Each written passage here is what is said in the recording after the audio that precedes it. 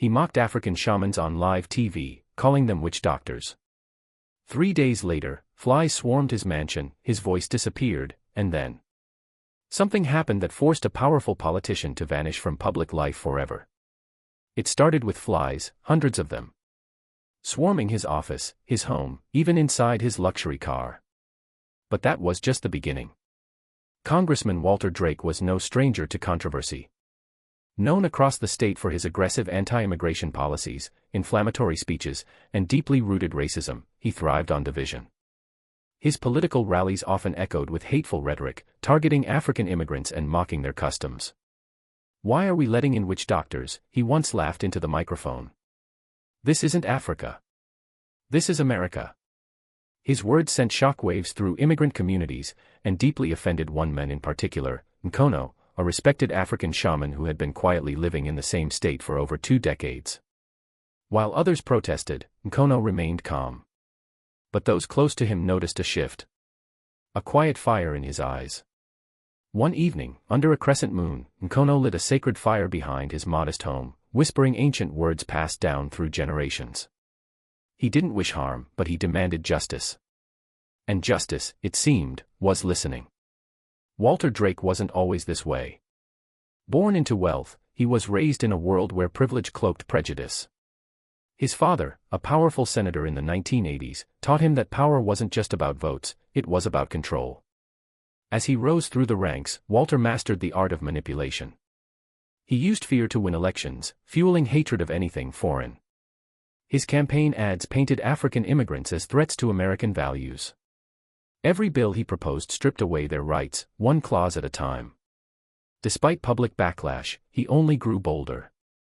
He introduced a bill titled the Cultural Integrity Act, which would ban African spiritual practices and traditional healing methods, labeling them as fraudulent.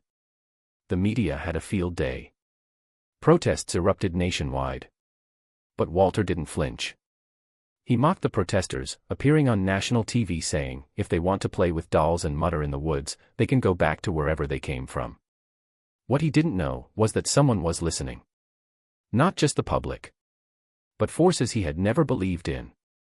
3 days after his mocking speech, Walter awoke to an unsettling scene. His windows were open. The room stank of burnt herbs. And there, on his bed, were feathers. Not from pillows, but jet-black crow feathers. He brushed it off. Maybe a prank by protesters. But the next day, his voice vanished. Doctors were baffled. His throat was fine. No physical damage. No illness. Just silence. For a man whose career was built on speeches, this was more than inconvenient, it was terrifying. He recovered his voice days later, but things kept escalating. Electronics in his home malfunctioned. His smart TV played African drum music on repeat, uninstalled apps appeared on his phone with symbols he didn't recognize. Worse yet, he began to dream. Every night, he'd see a figure, an old man in tribal robes, standing by a fire, whispering in a language he couldn't understand. Each time, Walter would wake up drenched in sweat. Then came the flies. They flooded his home one morning. Dozens. Then hundreds. No explanation. Exterminators found nothing. They'd vanish as quickly as they came, only to return stronger. His staff began to quit, claiming they felt something wrong around him. His own wife moved out, complaining of voices in the night. The media noticed the shift. Headlines questioned his sanity. And through it all, Nkono said nothing. He simply waited. Walter's life unraveled quickly. His re-election campaign was in shambles. Donors pulled out. TV appearances were cancelled, especially after he had a public meltdown, screaming at a reporter about voodoo magic live on air. The public laughed. Memes flooded the internet. But some looked deeper. One investigative journalist, Maya Harris, traced Walter's downfall back to a specific date, the day he mocked African shamans on national television. Her curiosity led her to Nkono. When she met him, she didn't find a bitter old man. She found a calm, wise figure, surrounded by symbols of peace. "I don't harm," Nkono told her. "But I also don't stay silent." He explained that he'd performed a ritual of reflection, not a curse.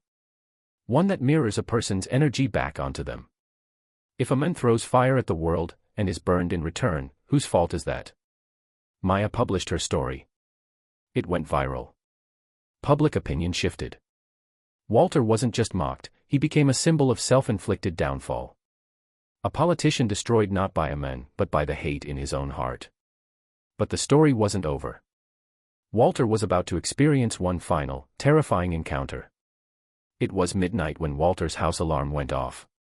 But there was no break-in. No intruder. Just the same dream again, but this time, it felt real. He opened his eyes and there, in the middle of his living room, stood the figure from his dreams, Nkono. Except he wasn't really there. More like a projection. A presence. The fire appeared behind him, roaring in silence. You were warned, the voice said, not Nkono's physical voice, but one inside Walter's head. You were given power, and you used it to harm. Walter begged. For forgiveness. For a second chance. Nkono's image flickered, then spoke one final word, change. And then everything went dark. When Walter woke up, his mansion was empty. Cold. And on his chest, burned into his skin, was a symbol. A spiral. The same one from his dreams. That morning, he resigned from Congress. He released a video, shocking the nation. In it, he admitted his wrongs. He apologized to immigrant communities. He called for the Cultural Integrity Act to be repealed. The public was stunned. Some thought he went mad. Others saw sincerity. For the first time, Walter Drake looked human, broken, but maybe, just maybe, redeemed. After his resignation, Walter disappeared from the public eye. Rumors swirled, some claimed he'd moved to Africa. Others said he joined a monastery. But Maya Harris managed to track him down 2 years later, living in a small village on the outskirts of Ghana. She found him teaching English to local children. He looked different. Healthier. Calmer. When she asked why, he smiled faintly. I was given a second chance. Not by politics. Not by power. But by truth. Meanwhile, Nkono's story spread across the globe. Not as a tale of revenge, but as one of justice, reflection, and humility. African communities worldwide celebrated him, not for casting a curse, but for restoring dignity. He was invited to speak at universities, consulted by spiritual leaders, and honored in ways that politics never could. And as for the spiral symbol, it became a viral icon. A symbol of change. Tattoos, graffiti, street art.